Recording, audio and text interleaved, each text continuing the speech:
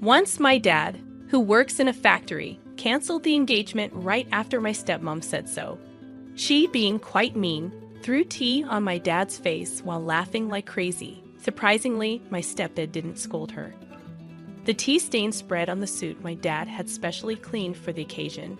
But luckily, the tea was just lukewarm, so no burns. I handed a napkin to my dad, and Tom, panicking, tried to clean the suit.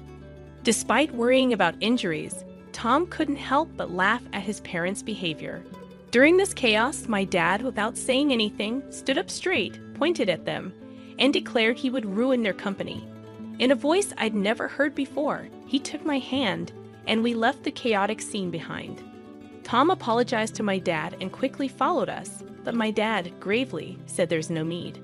I'm Yvonne Warner, a 26-year-old office worker with a bit of a family situation. My mom passed away when I was little, and my dad raised me alone. He worked at a factory, but never missed any of my school events. In college, I dated Tom, who was 2 years older. Tom was gentle and polite, but there was some conflict with his parents. Despite that, I continued dating him, proud of how he put me first. I wanted to introduce him to my dad and see their reactions. When we bumped into my dad on a date, there was a mix of fear and excitement. Tom nervously introduced himself to my serious-looking dad. Tom, looking tense, bowed deeply and greeted my dad. My dad, happy to accept, smiled warmly and started chatting with him. So, you're Yvonne's boyfriend. Don't be so nervous. Take good care of her, okay? My dad reassured Tom. Yes, I'll do my best. Thank you, Tom replied. As they kept talking, Tom relaxed, and they got along well. I was relieved to see the two important men in my life getting along.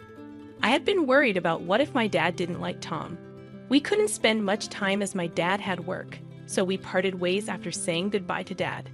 Turning back to Tom, who looked dazed, I asked if there were any problems. Suddenly, he got excited, asking, "That was really your dad, right?" Puzzled by his odd question, I answered without hesitation, "Yes, that's my dad." "Why? What's up?" Right. That's what I thought," Tom said, crossing his arms and deep in thought. I grew curious and asked him what he was pondering. His vague response left me unsettled, and he evaded any further questions. Even though he said he liked my dad, I started to worry. What if he actually didn't? It made me anxious. A few days later, Tom called me for an important talk. Nervous about our last meeting with my dad, I went to the meeting place, a cafe. Tom was already there, and I could see his gloomy face through the glass. My anxiety deepened, but I decided to act cheerful anyway. As I entered and informed him of our meeting, I approached him slowly. Tom, deeply sighing, was startled when I tapped him on the shoulder.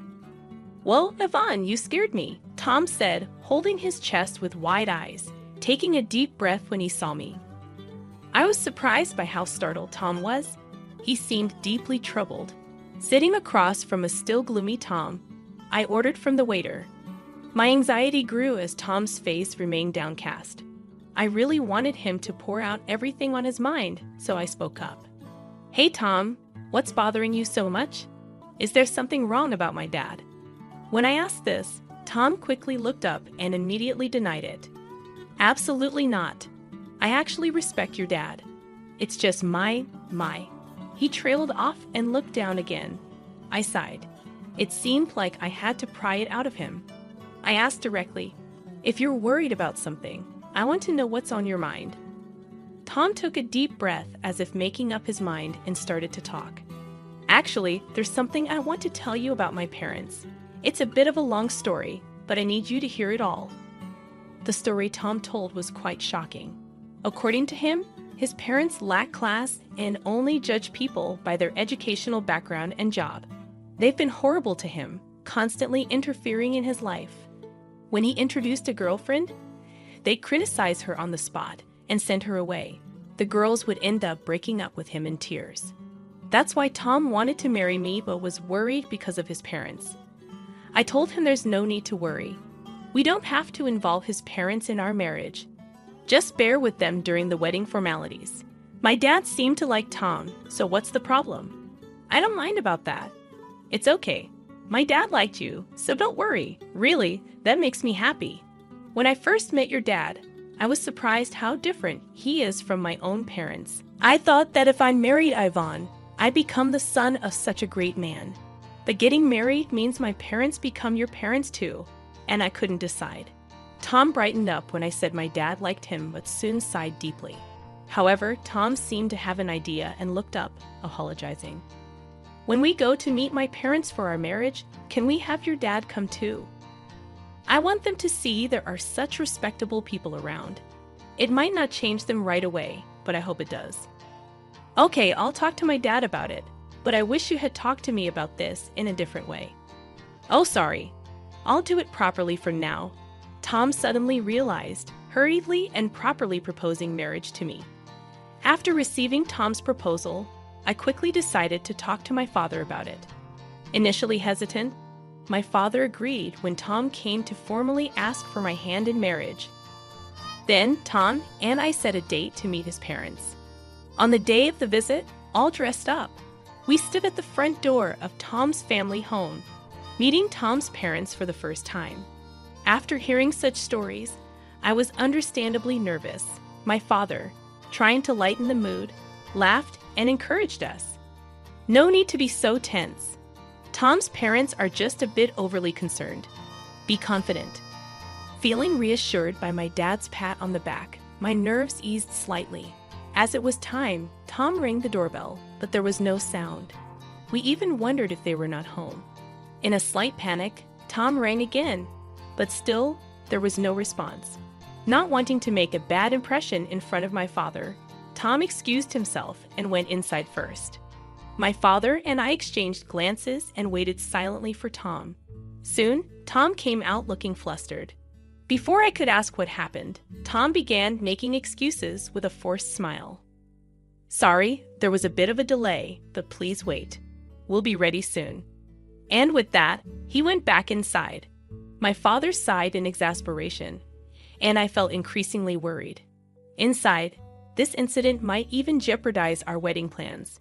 My father isn't short-tempered, but he dislikes dishonesty, so I couldn't help but consider the worst-case scenario. Lost in these thoughts, finally, Tom came out and awkwardly invited us in. Inside, his parents were waiting. But their demeanor was odd. His mother greeted us with a sly grin, while his father looked away disinterested. We were led to the living room, but the tea served was hastily prepared and lukewarm. Despite Tom's silence and the tense atmosphere, I decided to push through with the introduction. Tom, regaining his composure, introduced my parents, and at the same time, he introduced us as well. Feeling the warmth of Tom's thoughtful introduction of both my father and me equally, our hearts were filled with gratitude. However, his parents sneered at the introduction, and in the next moment, his mother's hand reached for a teacup. Factory working father, let's call off the engagement, she said. As soon as she said that, my mother-in-law splashed tea on my father. My father-in-law, who was smiling and giggling next to her, did not blame my mother-in-law for her actions.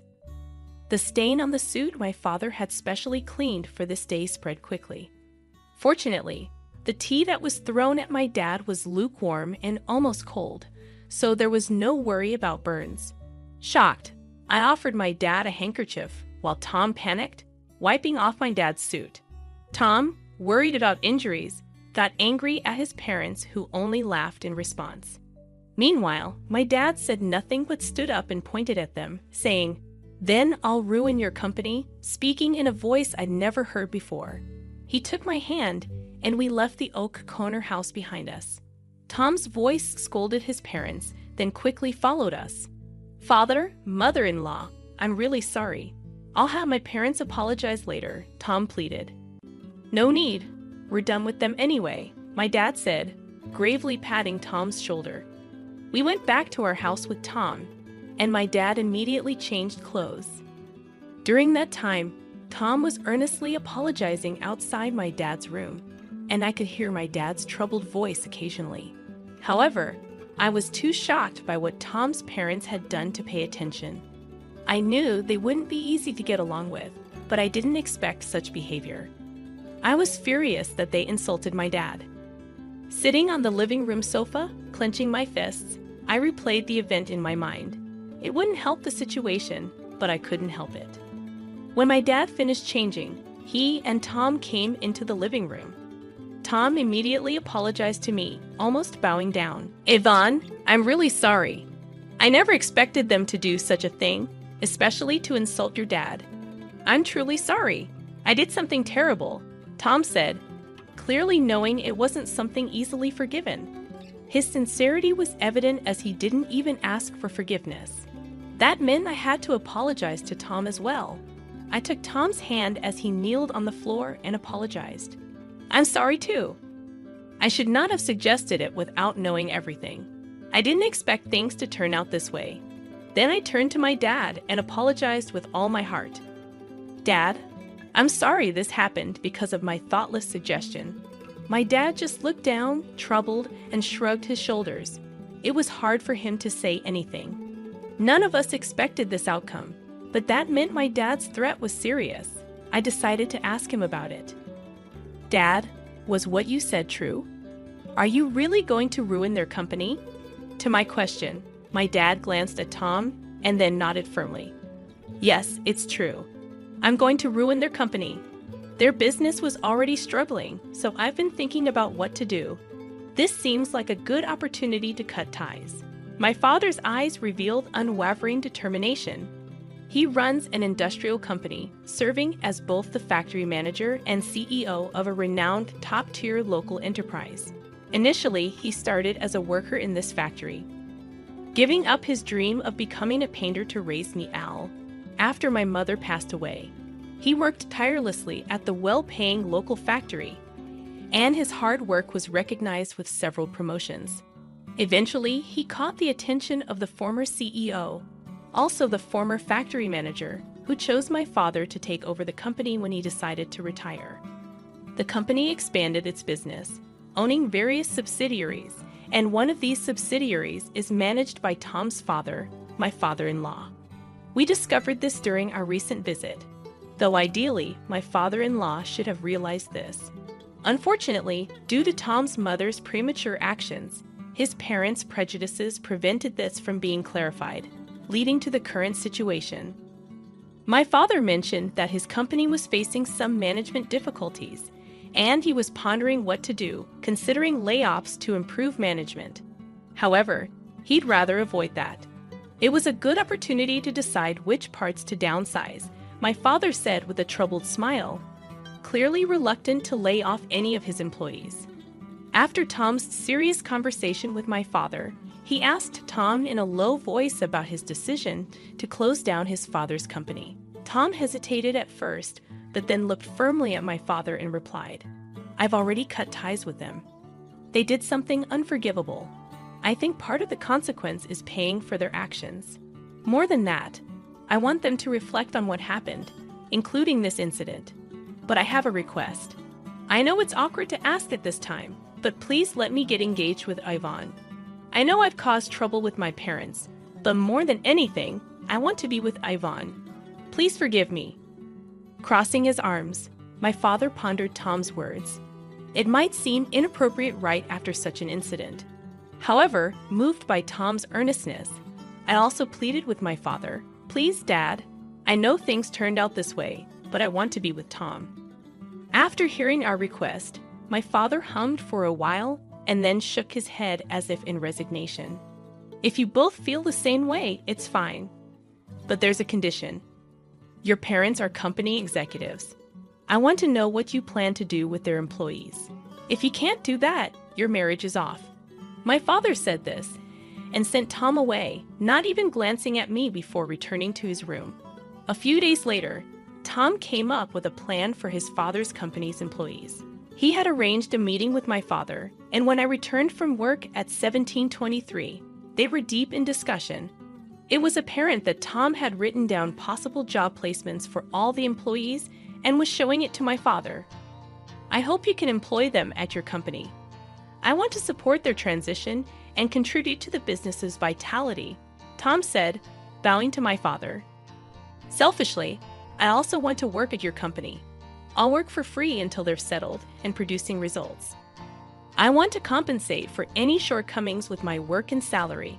Once that's settled, I'd like to re-engage Yvonne. Tom, showing his earnestness, seemed to think that he was partly responsible for his company's collapse. He wanted to work hard to be the lubricant in this situation. I just found out that our marriage would be delayed, but it's an unavoidable circumstance. Welcome back, Yvonne. You heard right. I'm sorry for deciding such an important thing on my own, but I thought it wouldn't be fair if I were the only one happy. Yes, you're too selfish, Dad. Please let me work in the company with Tom. I'll work for free with you too. And I want you to accept Tom's proposal. As I said this, Tom tried to dissuade me, but I firmly insisted and desperately begged my father. While we were doing this, my father didn't say anything, but after repeated pleas, he uncrossed his arms and quietly nodded. Speaking of which, Tom's parents hadn't apologized yet. My father seemed to have been waiting for them for the past few days, but that period had ended. Time's up, he muttered, beginning preparations to take over my father-in-law's company. Time passed, and finally, the day came when the company collapsed. Tom's parents contacted us in protest, summoning the three of us to their home. When we arrived, the place was crowded with people protesting the company's closure. They were all former employees, angry and shouting. It seemed Tom's father hadn't explained anything to the employees. By summoning us, it looked like his parents intended to shift their failure onto us. As soon as they saw us, they pointed and started accusing. Look there, that's the root of all evil. It's not me. They're the ones who ruined the company, not me. Yes, especially that woman. She seduced our son and ingratiated herself with her father. We are victims too, so stop complaining about it. Others also vocally criticized my father and me, attempting to deflect attention away from themselves. Despite the parents' unrestrained accusations, Tom, visibly upset, tried to calm the former employees. Please wait, everyone. Yes, my father's company collapsed, but it's because of those two also. I want to help all of you who suffered unfairly with job placements. Please listen to me. Gradually, the commotion subsided, and the former employees turned their attention to us. Tom then called out each person's name, announcing their new job placements. Realizing they were not abandoned, the employees breathed sighs of relief. After announcing every employee's placement, his parents started causing a scene. Hey, Tom, what about us? Why are you ignoring us? Yes, Tom, didn't we tell you we're victims too? Tell us our job placements. If you do, we might even forgive that man and allow your marriage to that woman. Ignoring his parents' outbursts, Tom began explaining how the company went bankrupt, revealing everything despite it being an embarrassing story caused by his own parents. Tom apologized for the inconvenience caused to all of them, and thanks to a kind-hearted CEO, their jobs were secure. Please calm your anger and let's start working again from scratch, Tom addressed the employees, turning to my father and deeply bowing. I really apologize for the inconvenience caused. Thank you for listening to my selfish request. I will work with all my heart and soul. The former employees, seeing Tom's sincerity, also bowed to my father, while his parents were the only ones to object. Don't be fooled. That man ruined the company, and that woman egged him on. Wake up to reality. You're struggling for jobs because the company was destroyed, right? Just because you're getting help doesn't mean you should lose sight of the truth. Despite the parents' desperate appeals, everyone had already heard the story from Tom.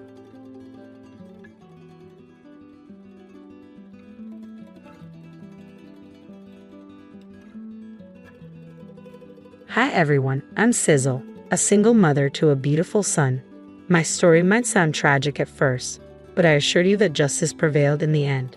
This tale involves my husband, Ethan, his mother, Marie, and his grandfather, Ace.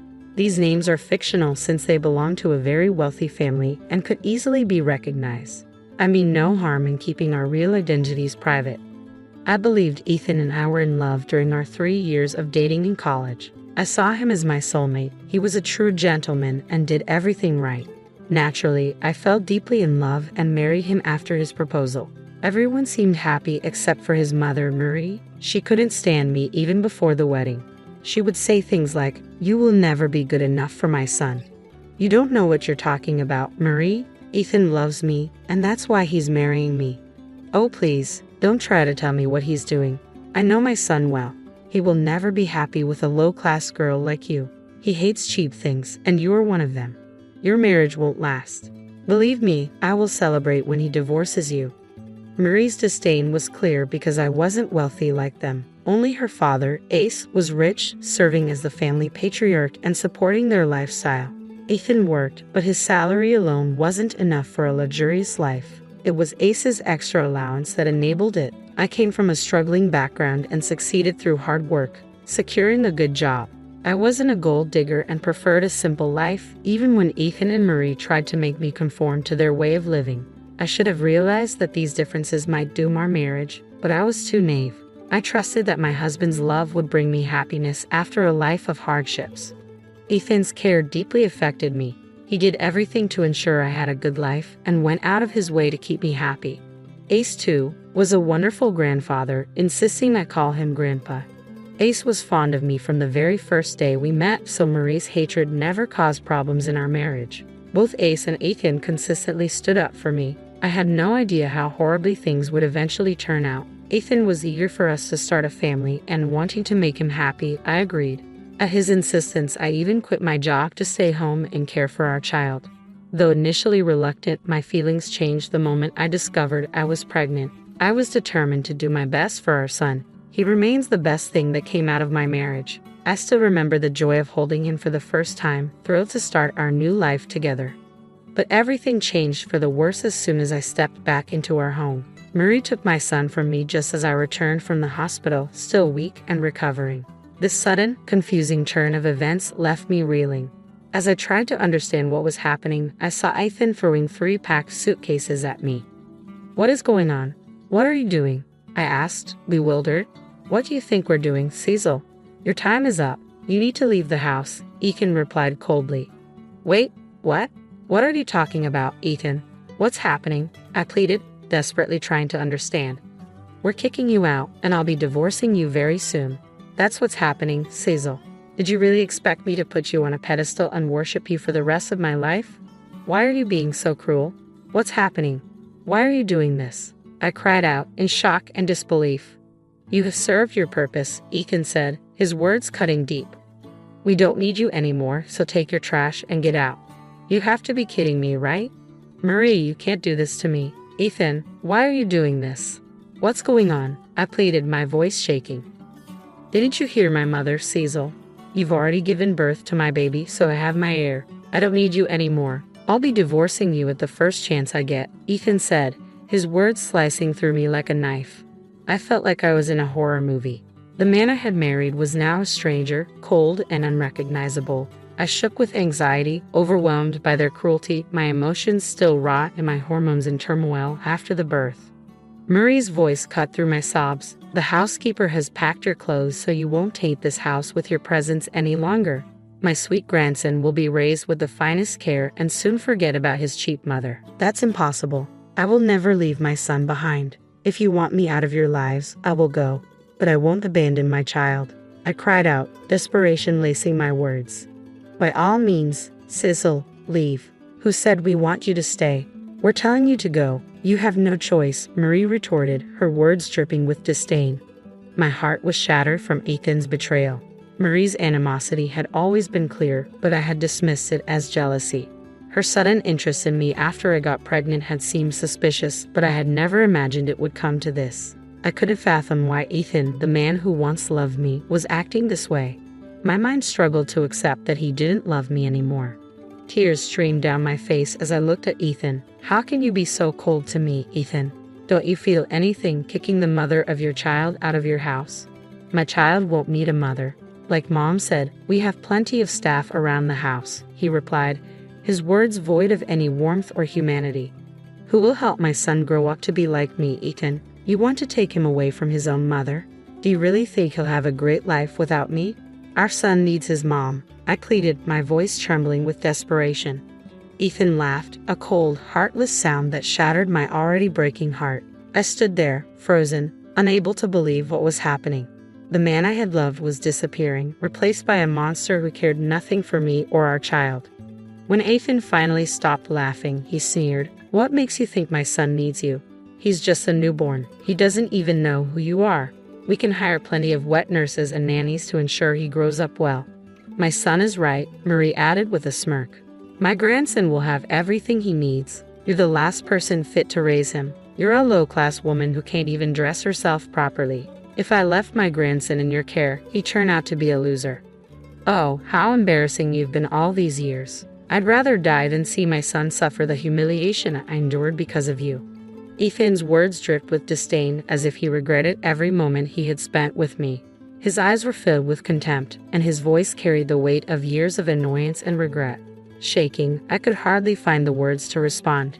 Tears streamed down my face as I choked out, "Did I humiliate and embarrass you? How?" "Do you really want to know how you embarrassed and humiliated me?" Ethan retorted, his voice filled with venom. "Just look at you, Cecil. You come from a low-class family and used to work a 9-to-5 job like some broke woman." I needed to hear those words to finally see Ethan for who he truly was. As painful as it was, his cruel honesty exposed the depth of his contempt. "You were never suited for an upper-class family like ours. Mom tried so hard to teach you her ways, but you didn't even want to learn anything," Ethan scoffed. "Wait, so you wanted me to become a rich snob? If I was such an embarrassment, why did you even fall in love with me?" "Who said I fell in love with you, Cecil?" Ethan sneered. "You were beautiful, so I thought maybe I could groom you into a nice trophy wife. But your cheap habits never went away." "In that case, why didn't you just leave?" I asked, hurt and bewildered. "I would have dumped you after having some fun, but then Grandpa liked you.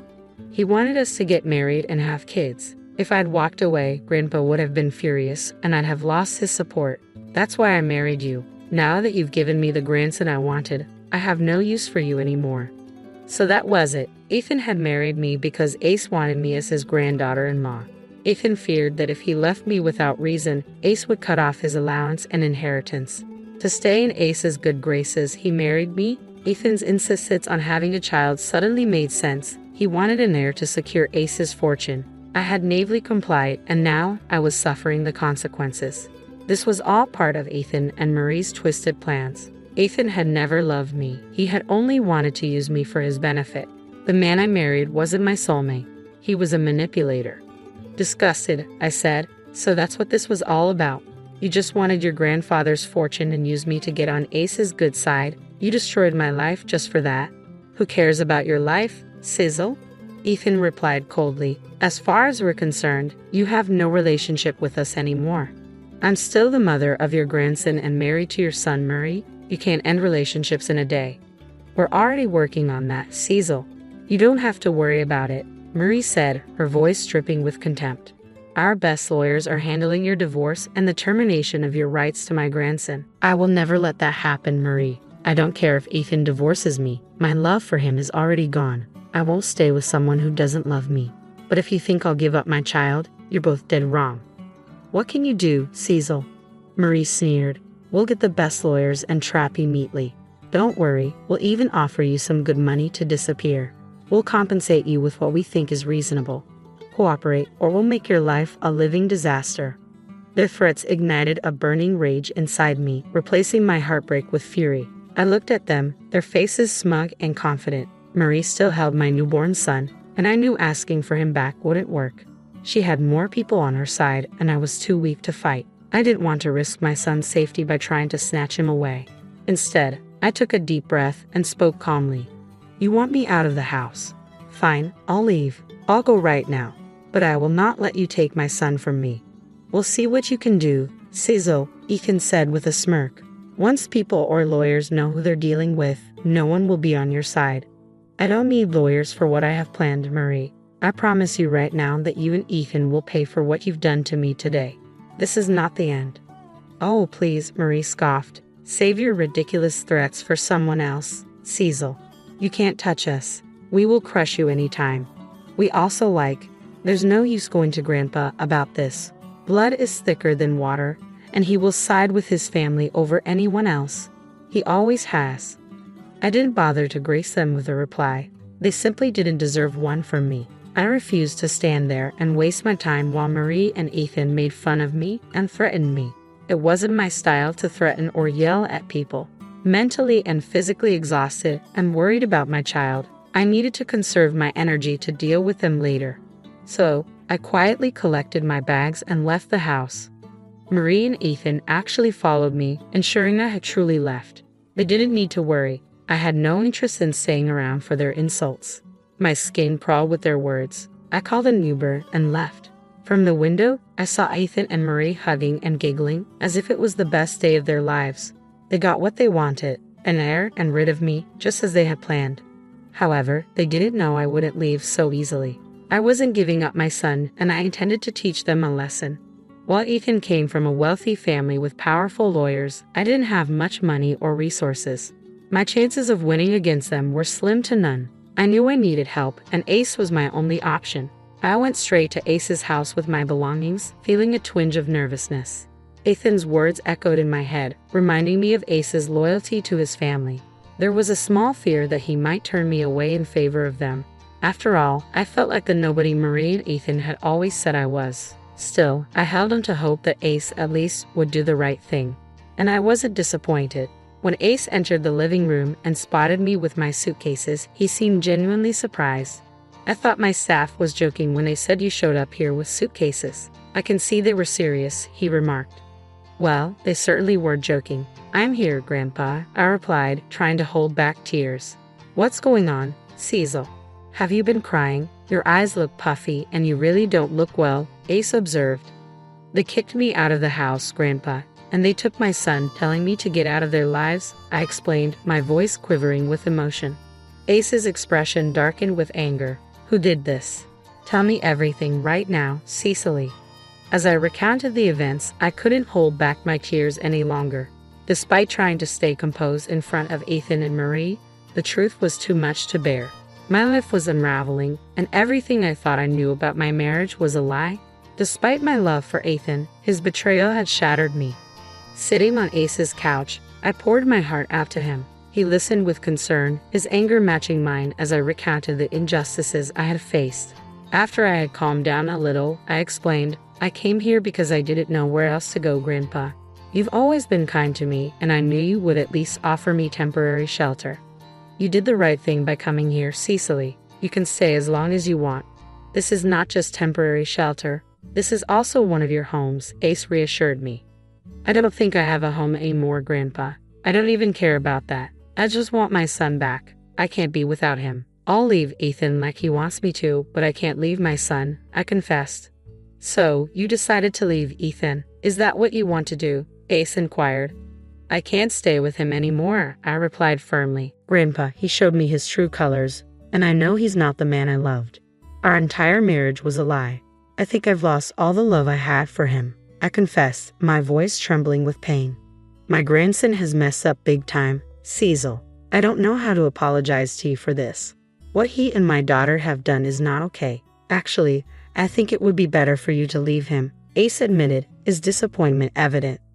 I am willing to do that, Ace, but Ethan and Marie want me to terminate my rights to my kid. I don't want that, Ace. Please don't ask me to do that, I pleaded, fearing his response.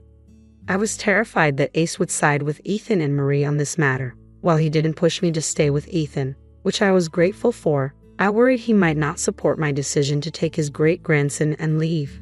However, Ace's next words surprised me. I will never ask you to give up my great-grandson, Cecil. You were his mother, and he needs you in his life. What he doesn't need is an evil father and grandmother like Ethan and Marie, Ace declared passionately. Oh God, the things they have told you and what they have done to you are horrible. I don't know what to do, Grandpa, I admitted, feeling overwhelmed. My dear Cecily, you don't have to worry about anything. I'm here for you and my grandson. I will never separate a mother from her son. Ethan and Marie will pay for what they have done, Ace assured me, his voice filled with determination. Really? You'll take my side over them, Grandpa? They're your family, and like they said, blood is thicker than water. You always put your family above everyone else. That's what I liked about you, I said, surprised by his unwavering support. That's some nonsense, Cecily. If Ethan and Marie are my family, you and my grandson are too, Ace replied firmly, leaving no room for doubt. I gave you the mission to call me Grandpa instead of my name because you are family to me. At the end of the day, I won't tolerate anyone being so cruel and vile, even if they are my own family. So Marie and Ethan are going down, no matter what. Ace's kindness brought tears to my eyes, but in a good way. I was truly fortunate to have Ace as my grandpa. He filled a little hole in my chest that was there because I never met my own grandparents. I will always be grateful to Ace for what he did for me. He was furious and promised me justice. Quickly, he called his staff and made a few phone calls. Meanwhile, Ace's housekeeper stayed with me, ensuring I had food and was all right. It was ironic that an unknown woman was showing me more compassion than my own husband and mother-in-law. I hated myself for falling in love with a man like that. After a while, Ace returned to the living room and asked me to come with him. In the car, he shared his plan for Ethan and Marie. It was glorious, and I couldn't help but feel a little sorry for what was about to happen to them. Their lives were about to take a drastic turn for the worse. We arrived at the house, and the staff let me in because Ace was with me. Ethan and Marie came rushing down the stairs to see why I was there. However, their demeanor changed when they saw Ace's angry face. It was enough to send shivers down anyone's spine. Despite their attempts to maintain a fake pleasant expression, their nervousness was evident. They greeted Ace, trying to mask their apprehension. "Do I look like I'm here for lunch, Marie? Why on earth did you kick out your daughter-in-law? And what am I hearing about taking away my great-grandson from her?" There was also something mentioned about a divorce. Care to explain that, Ethan? "I don't know what you're talking about, Grandpa." Cecily left of her own accord. She said she doesn't want to be a mom or a wife anymore. "We didn't do anything," Ethan replied hastily. "That's right, Dad." Cecily walked away on her own. "And now she's spreading lies about us. I always knew she wasn't a good fit for the family. And now you know what kind of a horrible woman she is," Marie chimed in, attempting to paint me as the villain. Their attempt to twist the narrative shocked me. For a moment, I feared Ace would believe them. Even Ethan and Marie seemed confident he would. But they were left flabbergasted by Ace's response. "Do you think I don't know what goes on in this house? Do you think you can manipulate me with lies? Dad, we're not lying to you. Shut up right now. I don't want any filthy lies coming out of your mouth. Have you forgotten that this house is in my name?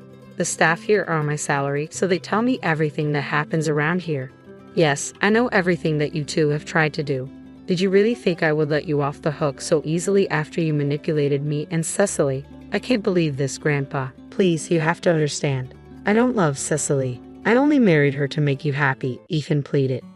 "Oh, don't worry. I know all about how you had planned to use and discard Cecily, but only married her because you didn't want to risk losing your inheritance. You think that was a noble thing to do, Ethan? Is that the values you uphold? I taught you. Perhaps it was your good-for-nothing mother who made you this way." Ethan tried to interject, but Ace shut him down immediately. "Did I give you permission to talk, Marie?" Ace's voice was sharp, cutting through the tension in the room. Marie and Ethan were now seriously scared, while Ace remained very, very angry. I couldn't help but enjoy watching them being scolded by Ace. It was glorious, but I knew it was just the start of the show. Ace continued to berate Ethan and Marie for a good hour, reducing them to tears. He reminded them that they were both at his mercy because they lived on his money. When he was done, Ethan was literally on his knees, begging for forgiveness, while Marie cried like a child. "I'm so sorry, Grandpa. I can see that I made a big mistake. I was just overwhelmed and made the wrong decision," Ethan pleaded, his voice shaky with remorse. Yes, we're sorry, Dad. We truly recognize our mistakes. We shouldn't have separated a mother from her child. Cecily can move back here if she wants to." Yes, she can come back, and we'll welcome her with open arms. I promise I will be a better husband, too. I will work on myself. Things will go back to being perfect again," Ethan rambled, desperation evident in his tone. "I don't think any of this is your decision to make. You two are no one to allow her back into the house because this house is mine. Plus, it's up to Cecily to decide if she wants to stay married to an imbecile like you, Ethan. What do you say, Cecily? Do you forgive them?" Ace turned to me, awaiting my response. I knew well enough that if I said no, there would be dire consequences for my husband and mother-in-law. But I couldn't bring myself to say yes, knowing their remorse was only surface level. So I calmly looked at Ace and said, "No, I don't think I can forgive them, Grandpa. Plus, I haven't even asked for my forgiveness. Please forgive me, Cecily. We made a huge mistake, dear. We are family, so let's just look past this one time. I'm sure we will have a stronger bond after this," Ethan pleaded once more. "Don't even bother with lies anymore, guys. You know what you two are. Even if you turn a new leaf and become nice to me, deep down, you two are awful people, and I don't associate myself with people like you," I replied firmly. "Good decision, Cecily. I applaud you for that. So you heard her, Ethan, Marie. Looks like you two are in deep trouble," Ace concluded, his voice unwavering. "Now you two need to vacate this house right now so that Cecily and my great-grandson can stay here," Ace declared firmly. "What? You're kicking us out? You can't do that to us, Dad," Ethan protested. "My staff has already started to pack your bags on my order. I will have you two thrown out just like you tried to throw out Cecily. Oh, and one other thing, you can kiss your allowances goodbye. I won't be wasting any more money on imbeciles," Ace retorted, his tone unyielding. Ethan and Marie absolutely cracked up when Ace made his decision. They begged and pleaded with him for mercy, even appealing to me for forgiveness, knowing that only I had the power to sway Grandpa Ace from his decision. But Ace remained resolute, keeping them in a state of despair with his relentless berating. Ultimately, the house staff arrived with their belongings, which Ace promptly threw at them, instructing them to leave. Seeing Ace so angry, they quickly departed before he could publicly make a scene by having his staff escort them out. I didn't know where Ethan and Marie went after this. What I do know is that they kept blowing up my phone with apologies and sometimes nasty messages. They desperately wanted to come home and make things better with Ace, but he was definitely not having it. They even tried to recruit family members who strictly denied them help because of Ace, leaving them to fend for themselves. Eventually, Ethan and I divorced and he lost custody of our son. I was happy because I didn't want his evil influence on my child. I was already living in the house I used to live in because Ace didn't want his great-grandson and me to be away from comfort. He actually ended up signing over the house to me, leaving most of his assets to my son in a trust so that he can access them when he's older. As for me, Ethan is stuck paying child support and alimony since he has a job. It's not much for me because Ace also gives me an allowance, but it is a lot for Ethan, who now has to support his mother